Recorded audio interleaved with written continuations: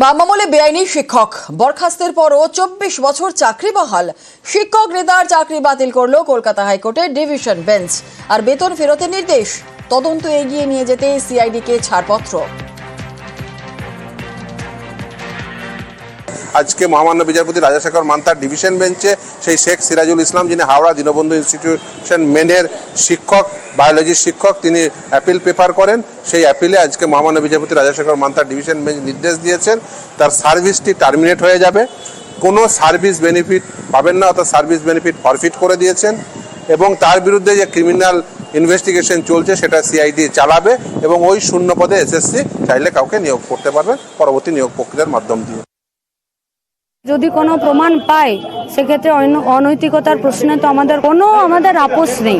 আমাদের এইটাই দাবি যে কোনো নিয়োগ প্রক্রিয়াতে স্বচ্ছতার সাথে যাতে নিয়োগ হয় এবং সঠিক নিয়োগ নীতির মাধ্যমে। সেখানে যারা অনৈতিকভাবে করেছে এটাই তো সরকারের কাজ, করুক।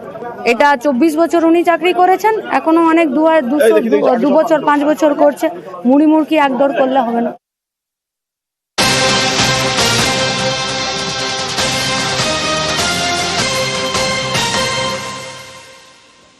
ভাটপাড়ায় বোমা গুলি, ভাটপাড়ায় মেঘনা মিলের সামনে গুলি বোমা, মিল কর্মীদের মধ্যে গন্ডগোলের সংঘর্ষ। আরো একবার আপনাদের জানাই, ভাটপাড়ায় বোমা গুলি, ভাটপাড়ায় মেঘনা মিলের সামনে গুলি আর বোমা, মিল কর্মীদের মধ্যেই গন্ডগোলের সংঘর্ষ, এমনটাই জানা যাচ্ছে।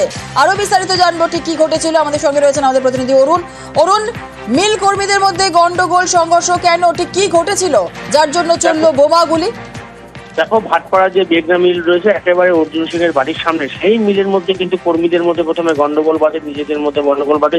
সেই গন্ডগোল ক্রমশ বাইরে আসে, তখন বাইরে এসেই কিন্তু প্রথমে বোম গুলির আওয়াজ পায় অর্জুন সিং। সেই ঘটনায় ছুটে যান ঘটনাস্থলে তিনি, এবং এই ঘটনার পর থেকে অভিযোগ সোমনাথ শ্যাম, যিনি আছেন জগৎতলের বিধায়ক, তিনি দাবি করেন এই বোমা গুলি চলার মধ্যে কিন্তু অর্জুন সিং এর হাত রয়েছে। অর্জুন সিং নিজে গুলি চালায় এবং সেখানে সাদ্দাম নামে এক ব্যক্তি পায়ে কিন্তু গুলি লাগে, সে তেমন গুরুতর জখম অবস্থায় ভাটপাড়া স্টেট জেনারেল হসপিটালে ভর্তি হয়েছে। এই ঘটনায় একে অপরের বিরুদ্ধে দোষারোপ করছে। অর্জুন সিং এর দাবি হচ্ছে যে তিনি কোনো ঘটনায় ঘটেনি, তার গুলির আওয়াজ শুনে তিনি সেখানে গেছিলেন, তাকে দেখে ভয়ে পালিয়ে যায় কিছু দুষ্কৃতী। এই দুষ্কৃতীদের তাণ্ডবে কিন্তু এই গুলি বোমা চলে বলে অর্জুন সিং দাবি করেন। এই নিয়ে দুই রাজনৈতিক দলের মধ্যে ছাপানো চলছে। বেশ, ধন্যবাদ। আমাদের একটি ছেলেকে অর্জুন সিং নিজে হাতে আর্মস নিয়েছে, গুলি চালিয়েছে, একটি ছেলে ইনজিওর্ড হয়েছে। মজদুর ভবনের দুটি ছেলে বিট্টু আর লিব্রা বলে, তারা মারধর করার সময় তারা পাড়ায় খবর দেয়, তার ছেলে তার লোকজনরা আসে। ইতিমধ্যে অর্জুন সিং গোটা 50 লোক নিয়ে তিনি তাড়া করে এবং ওপেন ফায়ার আর্মস চালায়, গুলি চালায়। সেই গুলিতে সাদ্দাম বলে একটি ছেলে, সে ইনজিওর্ড হয়েছে, পায়ে গুলি লেগেছে। মিলের ভিতরে কোনো না কোনো মজদুরদের মধ্যে ঝামেলা হয়েছে। মেঘনা জুট মিল। অর্জুন নিজে গেছিল, নিজে যেয়ে সেখানে সবাইকে তাড়া করে এবং মারতে যায়। সম্পূর্ণটাই অর্জুন সিং নিজে নেতৃত্ব দিয়েছেন এবং নেতৃত্ব দিয়ে গুলি চালিয়েছে। অবিলম্বে আমরা তার গ্রেফতারি চাইছি। তাকে যদি গ্রেফতার না করা হয় আমরা বৃহত্তম আন্দোলনে যাব। ওখানে তো সিসিটিভি ক্যামেরা আছে, কারা গুলি চালাচ্ছে, কারা পালাচ্ছে সবই তো দেখা যেতে পারে। আমাকে গুলি চালাতে হবে সে অত আমার দিন খারাপ হয়ে যায় নাকি আমাকে পার্সোনালি গুলি চালাতে হবে? এই গলির মধ্যে গুলি চালাবে কেন? গোষ্ঠীদ্বন্দ্ব হলে আমার বাড়িতে বোম চালাবে কেন?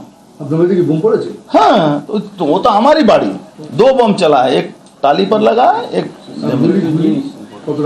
7 राउंड गुली चले, 2 राउंड एदिके 5 राउंड ओदिके। प्री प्लान घटना था, हम लोग भी उसका ट्रैप में आए हैं। गोली चली है तो हम लोग भी उतर। देखिए, मैं तो भाई चूड़ी पहन के बैठने वाला आदमी नहीं हूँ। मेरे घर के बगल में गोली चलेगा तो मुझे तो उतरना ही पड़ेगा। पुलिस के सामने ये घटना घट रही है। सबसे बड़ा बात है कि प्रशासन बहुत कमजोर हो गया है। और सोमनाथ श्याम बचाते आसबे, কেউ বাঁচাতে আসবে না।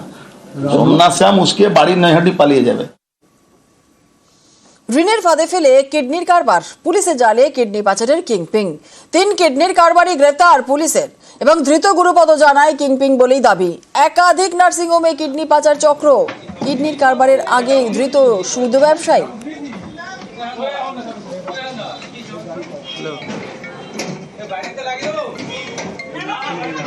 কিভাবে ঋণের ফাঁদে ফেলে কিডনি পাচার চক্র চালানো হতো আরো একবার দেখুন।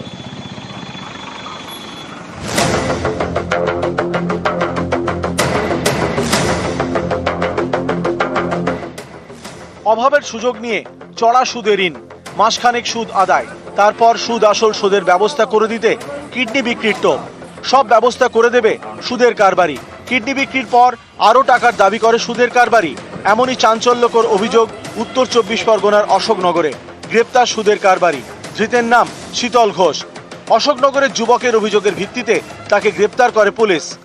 যোগাযোগ করেছিল কচুয়ার একটা দিদির সাথে, সে আবার সেও বিক্রি করে এরকম শীতল ঘোষের টাকা শোধ করেছে। ওনার চাপে পড়ে আজকে আমার এই অবস্থা। আমার মতন অনেক ফ্যামিলির এরকম 12টা বাজে, আমি চাই না আমার মতন এরকম কারোর হোক। আমি কমপ্লেন করেছি, এবার আইন যেটা শাস্তি দেবে আমি সেটাতেই খুশি।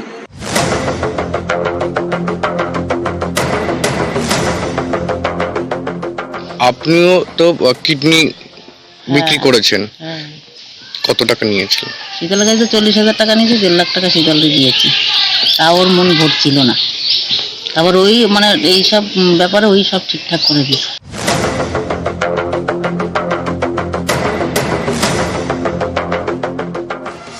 কিডনি পাচার করতে ঋণের ফাঁদ, ঋণ নিয়ে সর্বশান্ত পরিবার।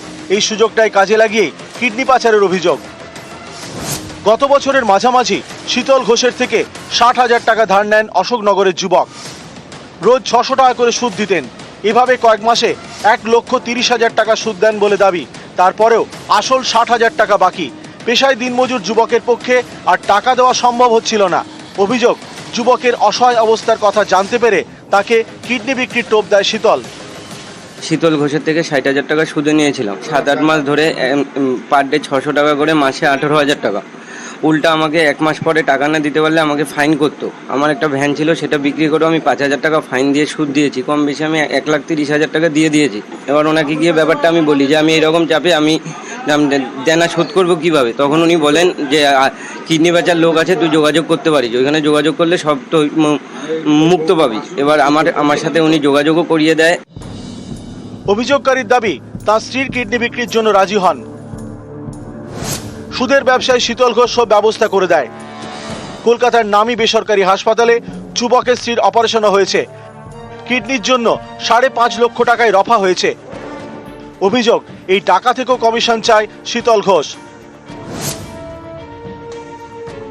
ওই দাদাকে আমি বলেছিলাম আপোষে যে আমি 1 লাখ টাকা দেবো, আপনি একটু বুঝে নিন। উনি আমাকে ফোন করে বলে আমি তোর থেকে টাকা বুঝে নেব, তুই দিবি না তোর বাপ দেবে, আমি তোর টাকা বুঝে নেব। ও আমার কাছে 2,20,000 টাকা দাবি করতেছে এই মুহূর্তে।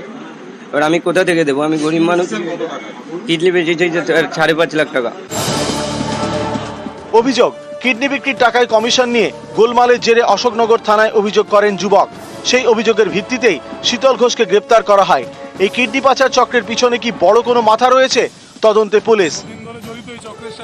ক্যামেরায় উজ্জ্বল শিকদারের সঙ্গে জিয়াউল আলম, নিউজ 18 বাংলা।